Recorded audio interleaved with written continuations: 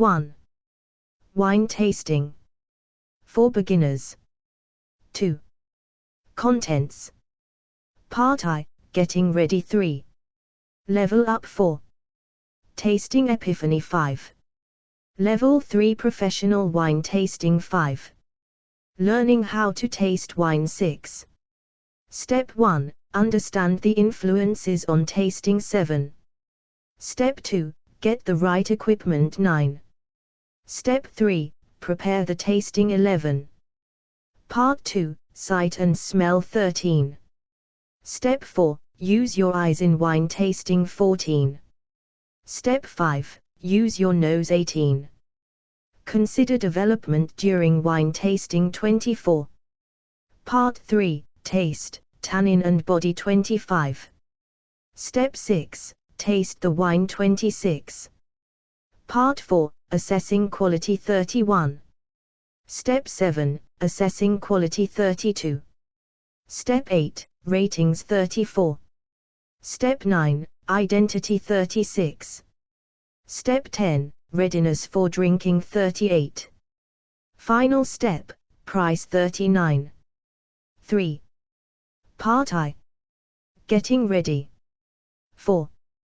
Wine tasting is fun, enjoyable and interesting.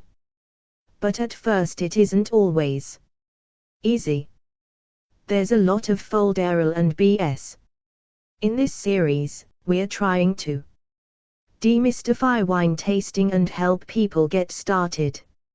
After passing the ZIT Level 1 exam, seriously, everybody can pass that test. After a day or two of study, I decided to continue with ZIT Level 2. That was a little harder, as we went through the main grape varieties and key wine producing regions for the first time. But no problems with the theoretical knowledge. It's easy to master for anyone that is willing to dedicate some time and diligence to the studying process. Level 2 introduced the concept of writing short professional tasting notes, using a simplified version of the ZIT systematic approach to tasting. This was easy for people working in the wine industry and most of them jumping straight to Level 3. But me? Well, I struggled and struggled. I diligently bought the 20+ bottles ZIT wanted us to taste. I read the label and Googled the wine to see what I should expect to identify. Lucky me, tasting was not examinable at Level 2, as I was not able to identify any secondary of tertiary aromas. Level Up 5. After the wine exam, Matthew and I went to the Kensington Wine Rooms in Notting Hill and took 4 to 5 samples of various wines, New World, Old World, younger, older. The American Zinfandel did it for me and caused a revolution in my primed tasting brain. For the first time in my life I was able to clearly identify the aromas, clusters, fruit and oak aging. So, full of hope, I registered for ZIT Level 3. I chose the online class because I have a full-time job. I needed to support my wine habit. With this course, tasting starts to be important. The recommended tasting wine list was longer. And surprise, surprise, there was a blind tasting in the exam. Ouch. Wine and Spirit Education Trust WSET organized a one-day tasting technique class at the beginning of the course, but I did not find it mind-blowingly useful.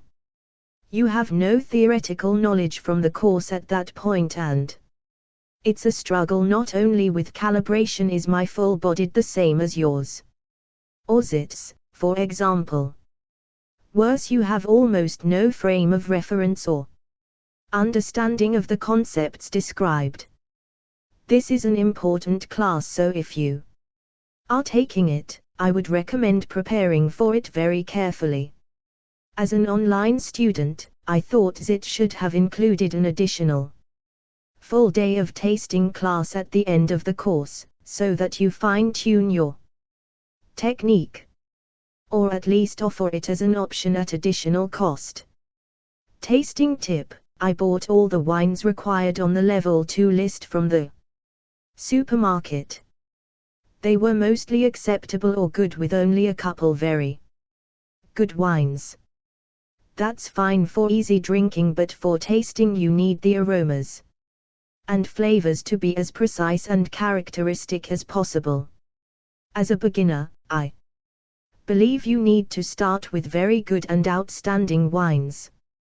Plonk will teach you little. Tasting epiphany. Level 3 Professional Wine Tasting. 6. Learning wine tasting from scratch is not easy. After my one-day tasting class, I realized how weak I was when it comes to my tasting technique. I bought a number of books to help, listened to podcasts, especially the Guild of Sommelier's excellent series. And I even searched the internet looking for a manual on how to become a tasting guru in 10 easy steps. You might say that one can't learn to dance by reading a book, and it may be the same with wine tasting. But it's disappointing that there isn't a simple and practical book to get you started. I've also learned that developing your own tasting techniques needs time, practice and cross-checking with other people. I guess you need to be patient with yourself and try to attend as many tasting sessions as possible. But in the meantime, if you don't have time nor patience, or too much money to spend on tasting classes, what do you do? Hands-on, full of enthusiasm, and maybe a small fear of failure, I started my journey to become a blind tasting guru. During this process I felt like a spy, trying to gather as much intel to build my own map of professional tasting. Learning how to taste wine. 7. I might be wrong, I might be right, but here is my personal guide to becoming a tasting guru in 10 simple steps, based on what I learned over the last year and a half. Your own body and the environment affect tasting. There are a few things you need to know before you even open the bottle. How you feel. Be aware that if you have a cold, if you are tired, if you are having a bad day, if there is too much noise around you or somebody looks straight at you waiting for your feedback on the wine, your tasting performance may suffer. Unfortunately, we cannot press a button on our brain and switch on the super taster mode. If there is something you can fix, like going to a quieter place or asking for some space and privacy, or having a nap before tasting, don't be shy. Environment: try to do the tasting in well-lit room, preferably with natural light, free of smells. Try not to wear perfume, aftershave, deodorant, hand cream. Palate: before you do the tasting, try not to have coffee, eat spicy food or food with garlic or onion. I always eat a small piece of bread before I do the tasting. You can also have bread in between the wines and rinse your mouth with water, to get rid of leftover flavors. Time of the day: the best timing to do tasting is lunchtime, before having your food. This is the moment when all our senses are very alert. Be aware that in the morning everything seems better than it is. As we had our tasting exam at 9:30 in the morning, we were advised to have a sip of wine before coming to the exam. They never suggested that at university. Tasting order: white wines should be tasted before red wines, lighter wines before heavier wines, save sweet wines for the end. Get into the role: One wine expert said that tasting requires two distinct personalities. First, you need to be a detective to get as much data out of the wine as possible. Then you need to switch into the role of advocate, building a case out the information you collected to describe and identify the wine. Step 1. Understand the influences on tasting. 8. Nobody is wrong, everybody smells and tastes things differently and uniquely, depending on our genetics and the environment we have been exposed to throughout our lives. The Wine Show episode 7 makes this point very clearly. Joe Fattorini goes to China and finds that the people there have a very different tasting palate and vocabulary. However, ZIT expects students to use a very specific vocabulary to describe wine to ensure clear communication and consistency, so learning what they mean when they say unripe green apples or whatever is an important part of the tasting journey. Reaching a conclusion about the quality of the wine, in the ZIT systematic approach, there are 4 main elements you need to pay specific attention in reaching the quality level and level of readiness to drink. Conclusion, balance, intensity, finish and complexity. I use BIFC as my mnemonic. Bias. We are all subject to bias when it comes to making a quality judgment about the wine we taste if we know where it's coming from and how much we paid for it. With blind tasting, you don't let the wine's label, price or provenance influence your judgment. 9. Tasting glassware. Buy tulip-shaped ISO tasting glasses. You're likely to see them on tasting courses and in exams, so it makes sense to standardize, although more and more professionals prefer different styles of glass. Invest into a Coraven. It is pricey, but helps you save on buying your tasting bottles.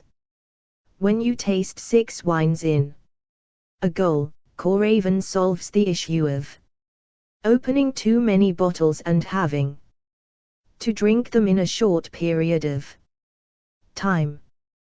With the Coraven, you can also come back a month later to the same wines you tasted before, compare notes or taste them against other type of wines. Aroma board. Build your aroma board with different aromas, or easier, invest into an aroma toolkit, like Le Nes du Vin. It is brilliant to build up memories of aromas. You can also involve the entire family or friend by having a contest who guesses most of the aromas. Step 2. Get the right equipment. 10. Get a spittoon. This will help you get into the professional mindset when you taste the wine. Any recipient will do, but we liked this one, which is more easy to use. Perhaps with more practice, we'll learn to spit with the accuracy of a Marine Corps sniper. But this design certainly spares a beginner's blushes. Buy bottle sleeves. Hiding the label is easy this way and saves you having to decant the wine into a blank bottle, as they will do during tasting exams. Get a white mat. This will help you assess the color. A piece of paper will do, of course, but a mat is a more stable platform for glasses. You can use a mat with tasting reminders, like Wine Follies. Get a wine tasting booklet. I use an A5 size booklet, which helps me have one page for each wine I taste. Build a tasting mnemonic. I made my own following the ZIT systematic approach. This made me make sure I don't forget something when I write my 11. Tasting note, exam or practice. If you must know it's, Sikosi ad Satap Fov. Bifk. Tasting glasses. Make sure your tasting glasses are clean, free of dishwasher soap or other cleaning products residue. Wipe them gently with a cotton cloth or a kitchen paper towel. Do not rinse the glasses with water prior to tasting, as water leftovers interact with the wine and dilute the aromas. To convince yourselves, do this experiment at home. Pour the same wine in 2 glasses, one non-rinsed, one rinsed with water, and smell the difference. It is okay to use the same glass if you are tasting the same grape variety. If you only have 1 glass for tasting and you change the grape variety, rinse the glass with the new wine, throw it away and then pour your tasting sample. Tasting temperature. I would recommend taking out the wines for tasting from their storage place and keeping them for 2 or 3 hours at room temperature. Opinions vary about the tasting temperature, but for me it works best at room temperature, as between 18-20 degrees CA wine will have the most volatile aromas for you to identify. Yes, whites too cold and you will struggle to smell. That's probably why cheap wine is best served cold. You won't miss the complexity if you can't smell it too warm, and the aromas will become stewed and you will struggle to identify the complex ones. In the end, remember, find your own preferred tasting temperature, but keep in mind if you are having a tasting exam that in the exam situation, the wines will always be at room temperature. Tasting sample. A tasting sample should be around 50 milliliters of wine. This means the equivalent of 2 fingers horizontally if you are using the ISO tasting glass. Step 3. Prepare the tasting. 12. Pour your tasting sample at least 30 to 60 minutes before you start your tasting if you are using the Coraven or opening a new bottle of wine. For all professional tastings, wine are usually decanted or double decanted a couple of hours before. A complex wine changes with the air contact, so give it a little bit of time to breathe and show off its treasures. 13. Part 2. Sight and smell. 14. Clarity. Look if the wine is clear or hazy. Hazy is not a good sign, unless you are having one of those natural wines, unfiltered. The Wine Folly blog has a nice illustration that pictures different wine colors, but we're using the ZIT systematic approach to tasting and its vocabulary here. Color intensity, pale, medium, deep.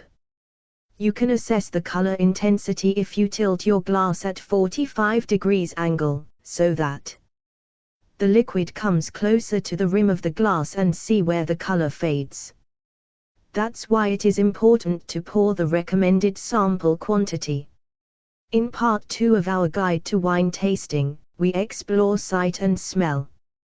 The nose and appearance of wine can give clues for the patient wine detective and enhance the experience of wine tasting. If the color from the bottom of the glass starts fading before it reaches the core, middle of the glass, the wine has a pale intensity. If the color pigment goes all the way to the rim of the glass, the intensity is deep. Everything in the middle is medium intensity. Step 4. Use your eyes in wine tasting. Holding wine at an angle to assess color intensity, here showing medium, Valpolicella, and deep, ruby, Napa Cabernet Sauvignon. 15. Keep in mind that the color intensity in combination with the color itself can start to give you some hints about the grape variety and age of the wine. In red wines, the color intensity can give you a hint about the type of grape used. For example, lighter colors indicate thinner grape skin varieties like Pinot Noir, Nebbiolo, Grenache, while a deeper color points to thicker grape skin types like Cabernet Sauvignon, Merlot or Shiraz. Put a glass of Pinot Noir and a glass of Cabernet Sauvignon next to each other and see the difference. 2 white wines assessed for color intensity. 1 medium and Alsace Pinot Gris and 1 deeper beautiful Sauternes from Chateau de Fargues. Light, medium and deep red and white wine. 16. Color palette. ZIT uses the following colors, being very specific of when you can call them. White wine, lemon gold, if there is a hint of orange or brown, amber. Noticeable level of browning, brown. Rose, pink salmon orange. Red wine, purple, noticeable blue or purple, ruby garnet, noticeable orange / brown, but still more red than brown, tawny brown. What color and its intensity can tell us about the wine? A lemon white and purple red will be a young wine without much aging in the winery or bottle. A gold white wine is usually a wine with some bottle aging, more than 5 years. An amber / brown white wine and a garnet / brown red wine will be usually very old or wine that has been deliberately oxidized. White wines become darker with age, as the white grape's pigments become darker with aging. Red wines become lighter in color and can take on a brownish tint with age, as red grapes' pigments break down and get lighter in color. 17. Legs or tears. The lines on the side of the glass that the wine makes when you swirl it and let it settle are called legs, sometimes called tears of wine. Depending on their clinginess on the glass surface, the viscosity, thickness of the lines and their duration give hints about body or sugar content or alcohol level. Here are some tips. If the wine moves around the glass quickly, most probably is a light body wine. If the wine moves around the glass slowly, almost oily, making big, slow moving tears, most probably is a full-bodied wine and / or a wine with higher residual sugar and / or a wine with higher alcohol. 18. Of all the senses we use to analyze wine, smell is the most important. The human body has more senses to identify smell than taste buds in the mouth. As a rough proportion, your nose knows and will give you 60 to 80% of the analysis of a wine, while the rest will come from sight and taste. Step 5. Use your nose. Pinot Noir aromas from Berry Bros, BBR.com. Different aromas from Syrah / Shiraz wine. Like chocolate and licorice. Sauce, BBR.com. 19. Build your smell memory. Smell is deeply linked to one's memories, like Proust and his Madeleines. We all smell things in life in general and in wine in particular, but the most difficult aspect is to recognize specifically what you are smelling. This comes with practice and training. The smell memory is there, but, like learning the vocabulary of a different language, our brain needs help to link the words with the experience. That's why making your own aroma board or using Linez du Vin will help you build these associations. Also, tasting in a group helps because you can share notes with other people as you taste. But try not to overthink when you are smelling. Let your instinct take control and tell you what you are getting. And it's good advice to taste in silence, to let the wine talk before you start discussing it in earnest. How to smell wine. Swirl the glass. This will allow the volatile aromas to evaporate. Smell the lower end of the rim and then the upper part of the rim. I usually get fruit aromas on the lower end and smoke, mineral aromas and aging aromas on the upper part. After several smelling attempts, sometimes your nose will refuse to tell you anything. Don't worry. Smell your arm above your hand, where you keep your watch, and resume smelling. This acts like a reboot for your senses. Le nez du vin can help build strong smell memory associations. 20. If you're still not getting anything specific, the wine may be too cold. Your nose may be faulty, you have a cold, perhaps, or the wine is just too nondescript and simple to give you more than the most basic aromas. But I promise good wine will soon stop smelling like wine and start revealing its secrets with practice. Use clusters and categories. Write down what you are smelling and then group them into aroma clusters and categories. Document which one is predominant. Usually a more complex wine will be more difficult to smell, as your brain will be confused with so many aromas. But take it easy and one at a time. Original source, Wine Aroma Wheel by Wine Folly. 21. You will hear a lot about aroma clusters. What are they in simple terms? If you want to dive into more details, you can check the ZIT Level 3 Wine Lexicon. Assess intensity. Besides identifying specific aromas and grouping them in their respective clusters, you can start forming an opinion about two elements you need in reaching the quality assessment: aroma intensity and complexity. Intensity, on a scale of light medium pronounced, is an interesting clue to the style of wine. Being very visual and structured, I made this diagram in my effort to crack the concepts of intensity, based on the fragments of information given during the one day's ZIT tasting class. In normal terms it should not be such a hard topic. But when you are in an exam it is not so straightforward. 22. 23. Delicate vs. Intense. Delicate, the aromas are subtle. This feels like the scent a woman wearing a good quality perfume leaves behind her. Intense, the aromas will hit your nose straight away.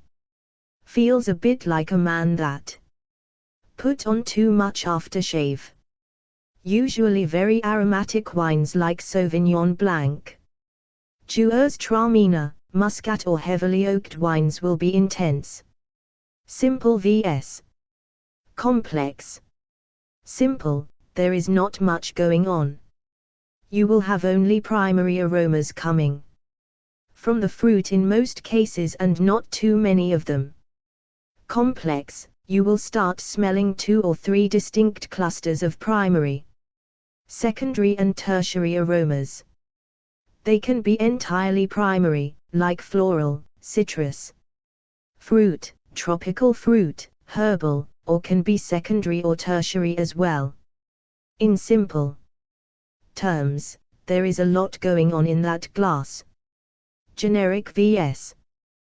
Well-defined. Generic, you will struggle to pinpoint specific aromas and everything will be muddled. For example, you will smell red fruit, but you would struggle to say if is cherry, strawberry or raspberry. Well-defined, you will be capable of identifying easily specific aromas without having to think too much. You will be capable of saying without difficulty that the wine smells of roses, tar, truffles and tobacco, for example, in an aged Barolo. Ripe vs unripe. You can also assess how the fruit feels. Usually, an unripe fruit, herbaceous, green bell pepper, grass, leafiness, asparagus, will indicate a cooler climate. While a ripe fruit, dried fruits, jammy, preserved fruits, will come from a warm climate. You don't want the extremes as this will make the wine unbalanced. 24. Is the wine youthful, developing, fully developed or tired and past its best? Assessing the development of the wine on the nose can give you indications about level of readiness for drinking. This is useful information to have on hand if you are laying down wine in a cellar. Youthful, if you only get primary aromas, fruit, or primary and secondary aromas, winemaking, the wine can be called youthful. This is not a bad thing, as some wines are meant to be drunk young. Think Beaujolais, Nouveau or a bright Sauvignon Blanc. This is for wines which are younger than 3 years. Developing, the wine starts getting tertiary aromas, aging, which means it is on its way to become developed. In a developing wine you will get all 3 aroma clusters, primary, secondary and tertiary, with the first 2 being still predominant. This means that wine can be subject to further aging, as you think it will develop nicely and will become more complex. With time fully developed, you will be able to call a wine fully developed if the main aroma cluster is the tertiary one, even if you are still smelling primary and secondary aromas. A fully developed wine is ready to drink, like a full ripe fruit. While it may stay that way for a while, it is unlikely to improve with further aging. Tired /past its best, some wines can age for a long time or remain stable for a long time, but it is always evolving in the bottle. Sometimes, it can deteriorate as pleasant fruit turns to jamminess, for example. This is different from wines that are faulty in some way. It's just that they have evolved past their best. Consider development during wine tasting. 25. Part 3. Taste, tannin and body. 26. In this article, part 3 of our series on wine tasting for beginners, we explore taste, tanning, alcohol, body, acidity and the experience of actually drinking the wine. Tasting. Once we've looked at the wine and smelled it, we just need to tie up the loose ends. Palate assessment. Actually tasting the wine is the most pleasant of all the wine assessment stages, as you actually get to have the real feel of the liquid you are tasting. You're actually drinking the wine. Use your tongue. Our tongue and taste buds can taste bitterness, sourness, saltiness and sweetness. You can detect tannins on the tongue and gums. Step 6. Taste the wine. Here are some tips. Take small sips. The first sip is for your mouth to get used to the wine. You might acknowledge some of the wine characteristics, but I would just use it as a mouthwash, as you do with rinsing the glass before the next tasting. Suck some air in over the wine in your mouth. Chew a bit the wine as well and let it wash over your whole mouth to bring all your senses into play. Try to focus on few items from your assessment at a time. Leave flavor characteristics to the end. Spit the wine. This is embarrassing at First but essential if you want to stop your blind tasting turning into a blind drunk tasting. Professional tasters might sample dozens of wines a day and they wouldn't get past the first few if they swallowed all of it. On the palate, the key elements are map of the taste buds, the myth of the tongue map, that 1 tastes bitter, 2 tastes sour, 3 tastes salt, and 4 tastes sweet. Source, by Messer Wolland. 27. Balance, flavor intensity and finish. The balance concept means that acidity, alcohol and tannin can all sit at the same table equally. None of them is jumping out. Sweetness. This measures the level of residual sugar in the wine. Most wines will be dry. Consumer preference today, which means that the residual sugar will be less than 4g/L. The table below describes the sweetness categories based on its systematic approach. To adapt your palate to these levels of sweetness, I would suggest that you make sugar solutions, using the proportions in the table and taste them yourself. You can also add a couple of drops of lemon juice, as most wines will have various levels of acidity. Most white and nearly all red wine is dry, so if you get a sweetness, that can tell you a lot about the identity of the wine. Acidity. This is the sensation of sourness and freshness in a wine. This is a good thing, as it preserves the wine and it gives its backbone. It also makes it refreshing to drink. 28. I find very difficult to judge wine acidity if the fruits in the wine are very ripe, especially in a red wine. One trick I learned to do from school: you swirl the wine in your mouth and then you spit and tip your head forward. If a waterfall of saliva comes down in your mouth, the wine has a high acidity.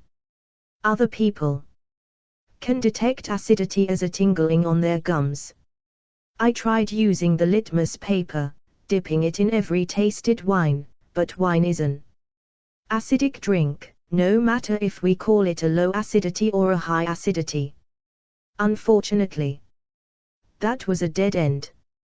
It will take some time until you calibrate the acidity perception. As a rule of thumb, a saliva waterfall means always high acidity. Somewhere in the middle is medium. Almost nothing, low acidity. Tannin. Tannin is extracted from red grape skins, grape stems, seeds and oak. It is the mouth-drying and astringent sensation that you feel on your gums. If you drink black coffee or black tea, you will easily identify the sensation. Tannin is an important component in red wine, and a few whites.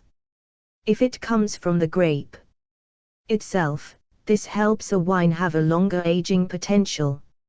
As a rule, the thicker the grape skin, the higher the tannin. The good news is that tannin becomes milder and more integrated with the wine as it ages. Of course, there are different levels of tannins in the wine.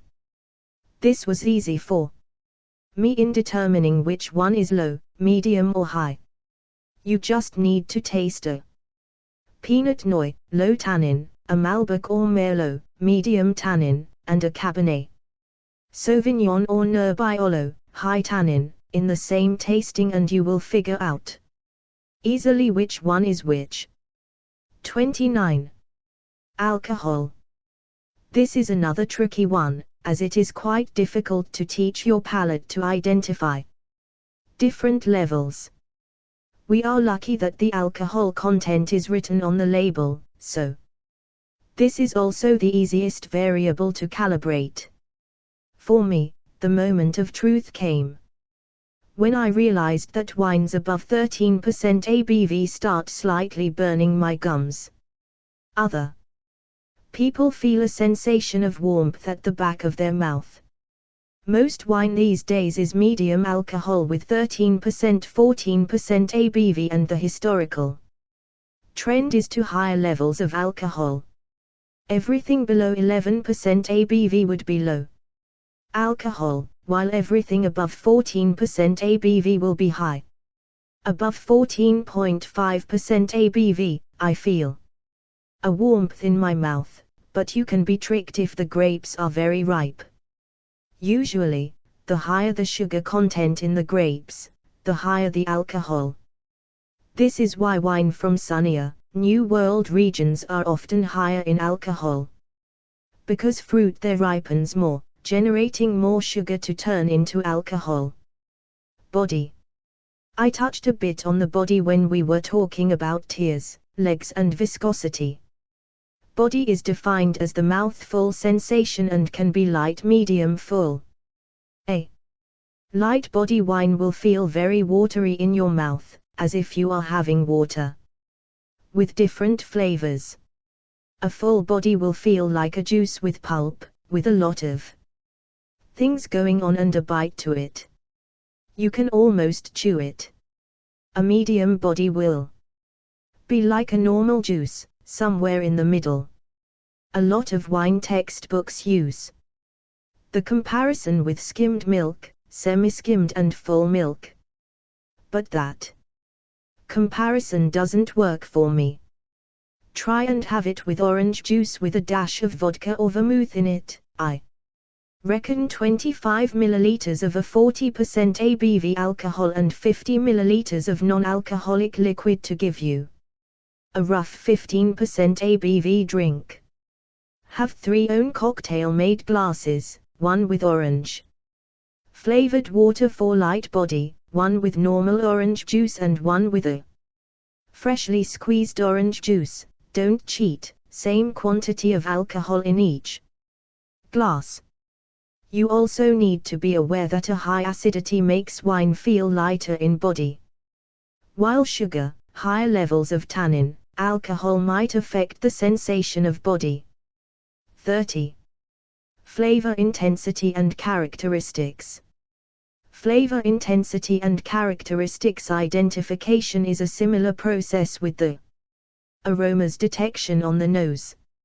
Usually, our palate should be able to confirm to us what we smelled on the nose. The reason for this is that when the wine gets warmed up in the mouth, the volatile aromas rise up to the back of your nose, retronasal passage, and you actually smell rather than taste. Keep in mind that if you get something completely different on the palate, you should go back to the smelling exercise. A couple of considerations. Warming up the wine on the palate might bring to your attention aromas that you did not identify on the nose.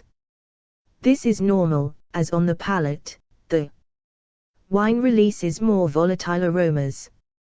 Fruit and flowers flavors can be less strong on the palate than on the nose. Savory, mineral, earthy, spicy aromas are stronger on the palate than on the nose. Now take a look back at the tongue map and pay more attention where you taste different flavors. Finish. Finish is the aftertaste that stays in your mouth after you spat or swallowed the wine. You should note down your impressions on the finish and the length. Was it a pleasant? Was there something that you didn't like about it? In the wine assessment, finish can be short, medium or long. A short finish lasts for only a couple of seconds. This is usually found in generic, inexpensive wines. A medium finish lasts up to 1 minute, while a long finish can last a minute and more, triggering layers of pleasant taste in your mouth after you spat or swallowed. A long finish is the attribute of a fine wine. I tend to chew a bit and make a mental record of what flavors I get and for how long they last before I make my assessment. 31. Part 4. Assessing quality. 32. After going through all this complicated process, we reached the most important one, the quality assessment of the wine we are tasting. There are debates in terms of the criteria used to assess the quality of the wine. Some prefer to do the assessment with the price in mind, and you will often meet this phrases, good value for money or very good for the price, using the ZIT systematic approach. Personally, I like the ZIT approach when they recommend rating based purely on quality, with the price not being part of the equation. Frankly, when you do blind tasting, you don't know the price or the make of the wine. There are plenty of studies that show that people's expectations affect their evaluations. So evaluating the wine blindly is likely to produce more honest assessments. Usually there is a price-quality link, but don't get fooled by this. There are a lot of famous but massively overpriced wines out there. They might be expensive because they come from famous regions, famous producers, and people want to collect them or just speculate based on limited quantities. The flip side is that you can also find relatively cheap wines with outstanding quality. You just need to know how to spot the good stuff. Collectible vs drinkable. During my last trip to Italy, I came across this concept in the fine wine category.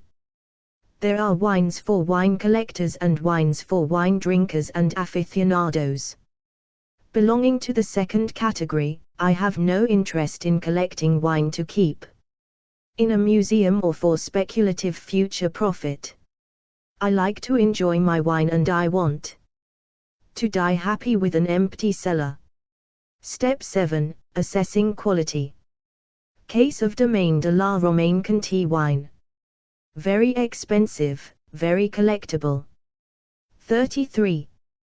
When assessing the quality of the wine, 4 aspects you can take 4 factors into consideration: balance, intensity, finish and complexity. Balance, intensity, finish, complexity. Balance. A wine is balanced if all the elements of the wine support each other. All the legs of the table are the same length.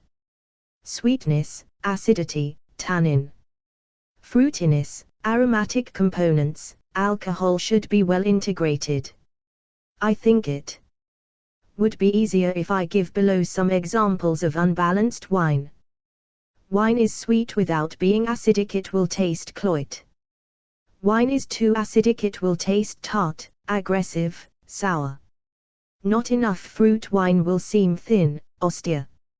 Harsh tannin, woody tannin, wine might be too young, or the wine maker tried to compensate the lack of fruit tannin with wood tannin. An unpleasant astringent sensation, tastes like chewing a wood spoon. Too little acid or tannin, wine will seem unstructured and clumsy. Intensity of the aroma and flavors or concentration. Finish, including how pleasant and lasting is the wine flavor aftertaste. Complexity, look from different angles. Fruit itself, if the grapes are very concentrated, coming from old vines or express a particular terroir. Combination of secondary and forward/or tertiary aromas. Expression of a specific place, wine region, making style. 34. I have listed the ratings recommended by ZIT in the chart below. We can easily understand them and are objective. To reach the conclusion, we take into account the 4 criteria listed in Step 7: balance, aroma, intensity, finish, complexity, to which we add a 5th one: character. The character means that the wine is a true representation of its grape varietals or regional style. I am leaving out the faulty rating, as this implied that the wine has flaws that make it undrinkable. Step 8. Ratings 35. 36. The ZIT textbook doesn't explain this concept of a positive, so I tried to formulate my own interpretation. In my view, a positive means the ultimate expression of one criteria, such as complete balance, pronounced intensity, long finish and complexity. A combined positive means that you have two medium conclusions, such as medium finish and medium intensity, which you can consider a positive together. If you know what you are assessing, you can skip the joys of trying to identify the wine. The film Somme shows aspiring master sommeliers trying to develop this skill. It looks like voodoo Derren Brown stuff when they do it, but actually, you need a combination of heuristics, knowledge and good tasting memory. You need to know the main grape varieties, how they vary in different climates, different winemaking styles, the styles of the famous winemaking regions. But here's the thing, even if it takes time to become an expert, just starting down this road and testing your skills in blind tasting can dramatically enhance your enjoyment of wine, and can help you understand why you like some wines more than others. Remember, even the most experienced tasters don't get it right all the time. Indeed, for ZIT Level 3, identifying the wine in a blind tasting is only worth a few points. You can easily pass the exam if you identify all the other elements. I am still a beginner in this art of blind tasting identification, and at my level of knowledge I need to identify the grape and maybe guess the region. However, you can ask yourself the following questions. What is the grape variety? Step 9, Identity. 37. White, is the wine aromatic, Sauvignon Blanc, Viognier, Gewürztraminer, Riesling, Muscat, or more neutral, Chardonnay, Pinot Gris, Pinot Blanc, Garganega. Red, is the wine lighter in color, thin skins, Pinot Noir, Nebbiolo, Sangioves, Grenache, or darker thick skins, Cabernet Sauvignon, Merlot, Shiraz. Carmenère, does it have low tannin, Pinot Noir, or high tannins, Cabernet Sauvignon, Nebbiolo. What was the climate? Do you find the wine more fruity, with more alcohol and body, less acidity? Riper tannin, warm climate, or with fresher fruit, higher acidity, lighter body? More astringent tanning, cool climate? Is it Old World or New World? Do you find the wine more savory, with higher acidity and tannin, Old World? Or it tastes fruitier, with fruit more clearly defined, New World? How wine aromas appear to you, more subtle and complex, Old World France, or well defined, New World? 38. There are four main categories we can consider when we talk about readiness for drinking and the potential for aging.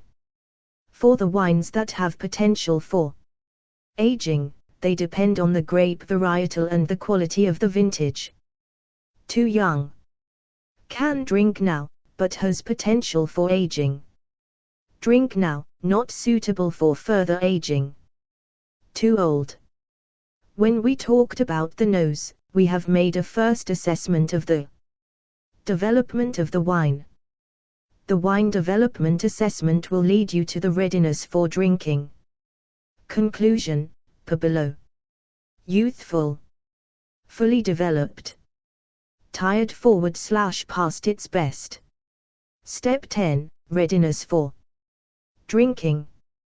39. Unfortunately, there is no magic formula when it comes to the price of the bottle of wine. There are different factors that affect the price of the wine. Also, In some cases, the price is not a true representation of the wine quality.